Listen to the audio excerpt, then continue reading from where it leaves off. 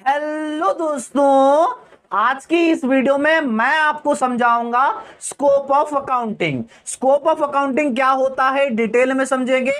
Total 8 points दूंगा, उसके साथ एक्सप्लेनेशन के साथ विद दी नोट्स मैं आपको आज के इस वीडियो में समझाने वाला हूं। दोस्तों, हमने फाइनेंशियल अकाउंटिंग की सीरीज स्टार्ट कर दी थी और ये हमारा आज का सेकंड वीडियो रहेगा इस सीरीज पे। दोस्तों, पिछली वीडियो में हमने अकाउंटिंग का मीनिंग देखा था, आज की इस वीडियो में स्कोप ऑफ अकाउंटिंग देखेंगे। यहां पर तो मैं आपको नोट्स प्रोवाइड करने ही वाला हूं, अगर आपको पीडीएफ फॉर्म में चाहिए तो वो भी मैं आपको प्रोवाइड करूंगा। वो कैसे मिलेगा वो मैं आपको लास्ट में बताऊंगा। दोस्तों, सो चलिए हमारे वीडियो की हम शुरुआत करते हैं। आ जाइए दोस्तों, जैसे मैंने कहा आज की इस वीडियो में मैं आपको स्कोप ऑफ अकाउंटिंग समझाने वाला हूं और टोटल मैं आपको 8 पॉइंट समझाऊंगा स्कोप में विद दी नोट्स देते हुए।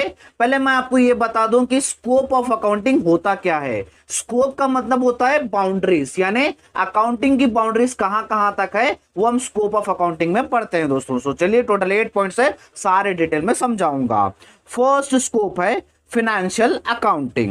Financial accounting focuses on recording, summarizing and reporting financial transactions. Financial accounting भी एक अकाउंटिंग का ब्रांच होता है। जो भी फाइनेंस के रिलेटेड ट्रांजैक्शंस होते हैं या तो फिर day to day related transactions होते हैं कंपनी के अंदर, वो सारा रिकॉर्ड करना, अच्छे से समझना और रिपोर्ट करने का काम फाइनेंशियल अकाउंटिंग करता है। It helps businesses prepare financial statements like income statement, balance sheet, cash flow statement which show their financial health.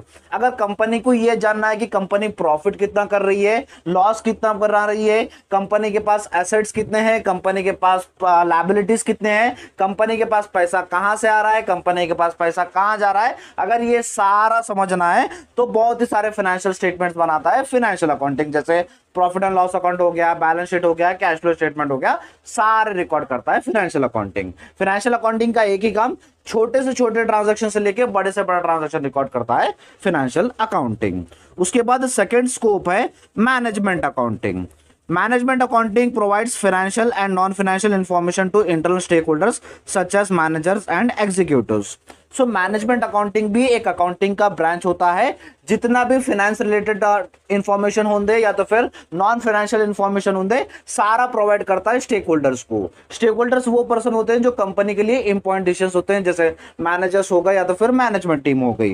It helps in budgeting, forecasting and decision making by analysing cost, revenues and profitability.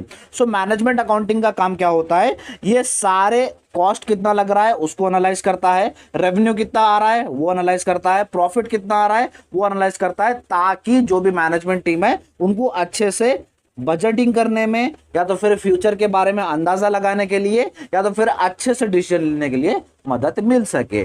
So management accounting का काम है financial information collect करना और अच्छे से decision लेना company के हित में। उसके बाद दोस्तों हमारा थर्ड स्कोप है कॉस्ट अकाउंटिंग।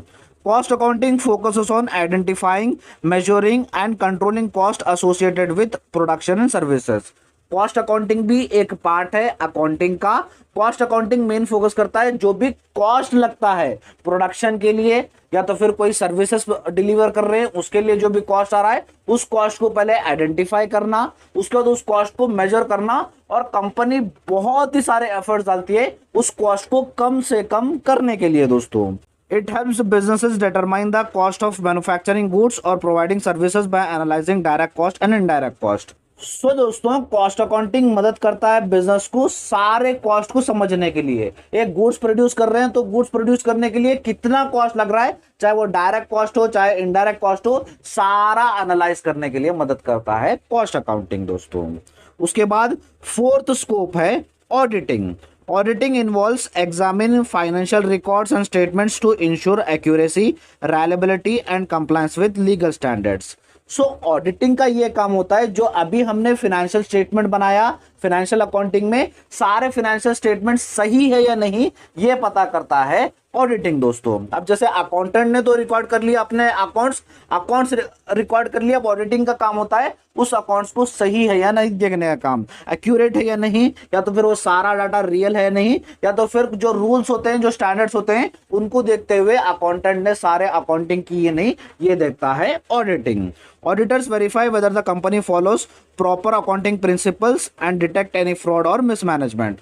ऑडिटर का मेन काम होता है कि अकाउंटेंट ने सारे प्रिंसिपल्स को देखते हुए, स्टैंडर्ड्स को देखते हुए अकाउंट्स रिकॉर्ड किए या नहीं, या तो फिर कुछ फ्रॉड हो रहा है कंपनी में तो फ्रॉड पकड़ता है ऑडिटर, और कुछ मिसमैनेजमेंट हो रहा है तो उस मिसमैनेजमेंट को सही करता है। उसके बाद हमारा फिफ्थ स्कोप है टैक्स अकाउंटिंग। सो अकाउंटिंग हमारा टैक्स अकाउंटिंग तक भी सीमित है। Tax accounting focuses on preparing tax returns and ensuring compliance with tax laws and regulations. So दोस्तों, कोई भी कंट्री में अगर एक बिजनेस करना है तो उसे टैक्स पे करना होता है। सो टैक्स पे करना होता है, इसलिए बिजनेसेस क्या करते हैं, एक टैक्स अकाउंटेंट्स रखते हैं, टैक्स अकाउंटेंट्स की टीम रखते हैं। टैक्स अकाउंटेंट्स का ये काम होता है कि जो भी टैक्स रिटर्न मिल रहा है उस रिटर्न्स को देखना, और साथ साथ अपनी कंपनी सारे टैक्स पे कर रही है नहीं, या तो फिर टैक्स रूल्स के हिसाब से काम कर रही है नहीं, ये सारा देखने का काम होता है टैक्स अकाउंटिंग का। It involves tax planning which helps in legally minimizing tax liabilities through deduction, exemptions and credits.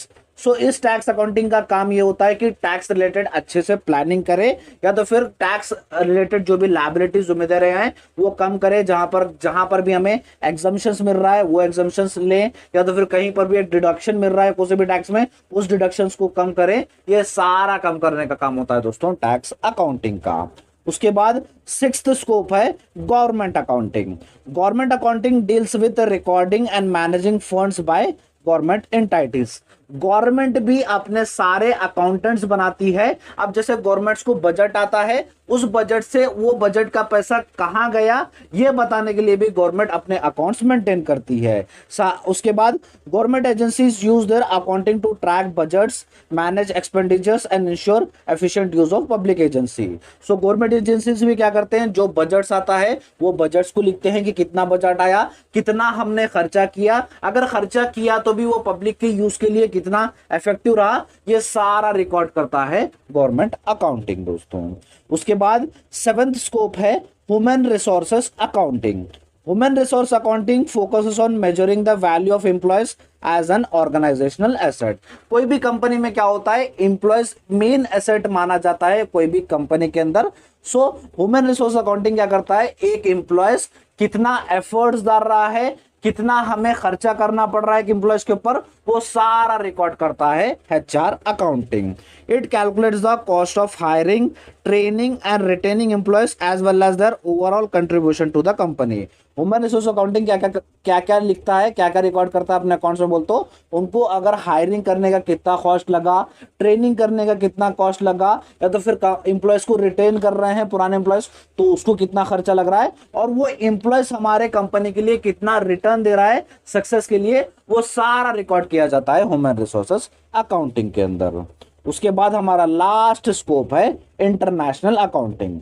International accounting deals with financial reporting and compliances for business operating in multiple countries. International accounting भी एक part होता है accounting का। जो भी businesses दो या दो से ज्यादा कंट्रीज में अपने बिजनेस को ऑपरेट करते हैं वो सारे बिजनेसेस इंटरनेशनल अकाउंटिंग का यूज करते हैं अपने सारे फाइनेंशियल स्टेटमेंट्स बनाने के लिए। It follows global standards like IFRS and US GAAP to ensure consistency in financial reporting. अब जैसे दो से ज्यादा कंट्रीज में ऑपरेट कर रहे हैं तो हर कंट्री का अकाउंटिंग स्टैंडर्ड्स अलग होता है। सो वो झंझट नहीं लेने के लिए ये कंपनीज क्या करते हैं, सिर्फ एक ही अकाउंटिंग स्टैंडर्ड फॉलो करते हैं जो रहता है इंटरनेशनल लेवल का IFRS। अगर US में अपना बिजनेस कर रहे हैं तो US GAAP अडॉप्ट करते हैं अपने सारे फाइनेंशियल एक्टिविटीज को रिकॉर्ड करने के लिए दोस्तों। ये होता है इंटरनेशनल अकाउंटिंग। सो दोस्तों, अब तक हमने देखा total 8 scope of accounting with the detail notes. तो दोस्तों, ये था हमारा आज का वीडियो, और जैसे मैंने कहा था मैं आपको PDF फॉर्म में नोट्स भी प्रोवाइड करूंगा। उस PDF की बात करें तो उस PDF में आपको टोटल 10 स्कोप मिलेंगे विद द डिटेल एक्सप्लेनेशन, और डिटेल एक्सप्लेनेशन आपको मिलेगा। आपको सिर्फ पे करना है उस PDF के लिए 10 रुपीज दोस्तों, 10 रुपीज पे करना है। अगर आपको PDF चाहिए तो मेरे लेफ्ट में, मेरे राइट में आपको एक व्हाट्सएप नंबर दिख रहा होगा, उस व्हाट्सएप नंबर पे आपको सिर्फ हाई बोल के भेजना है, और कौन सा PDF चाहिए वो आपको मैसेज करना है, तो वहां पर आपको मिल जाएगा, और फर्दर इंफॉर्मेशन भी आपको वहीं पर मिल जाएगी दोस्तों। सो ये था हमारा आज का वीडियो। और एक बात, मैं फाइनेंशियल अकाउंटिंग की प्लेलिस्ट बना दिया था, जितने भी क्लासेस मिल जाएंगे फाइनेंशियल अकाउंटिंग की वो प्लेलिस्ट में मिल जाएंगे। डिस्क्रिप्शन बॉक्स में प्लेलिस्ट का लिंक दे दिया है, जाकर चेक कर लीजिएगा दोस्तों। वीडियो अच्छा लगा तो वीडियो को लाइक कर दीजिए, चैनल को सब्सक्राइब कर लीजिएगा, और अपने सारे फ्रेंड्स के साथ इस वीडियो को शेयर कर दीजिएगा दोस्तों। Thank you so much.